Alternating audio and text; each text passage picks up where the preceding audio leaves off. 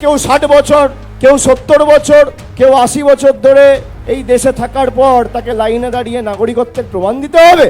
আসুন, আপনার নাম কি বলুন? সোমনাথ লাহিড়ী। আপনার নাম কি? জালাল মন্ডল। আপনার নাম কি? অধিকারী।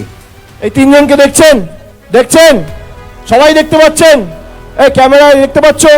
এখানে যারা সংবাদ মাধ্যমের প্রতিনিধিরা আছে দেখা যাচ্ছে। ইলেকশন কমিশন দেখতে পাচ্ছে না, ইলেকশন কমিশন এদেরকে মৃত ঘোষণা করে দিয়েছে। জ্ঞানেশ কুমার দেখতে পাচ্ছে না, অমিত শাহ দেখতে পাচ্ছে না, নরেন্দ্র মোদী দেখতে পাচ্ছে না। জ্ঞানেশ কুমার ছু মন্ত্র দিয়ে এদেরকে ভ্যানিশ করে দিয়েছে। যারা আমাদের অস্তিত্ব অস্বীকার করে, যারা আমাদের ভ্যানিশ করতে চায়, আগামী দিন ভোট বাক্স খুলবে, এদেরকে ভ্যানিশ করতে হবে, ভ্যানিশ করতে হবে। এক একটা বুথ থেকে বিজেপিকে এমন কড়ায় গন্ডায় জবাব দিতে হবে যাতে 50 বছর এরা বাংলার মানুষের বিরুদ্ধে যুদ্ধ ঘোষণা করা লাগে 100 বার ভাবে।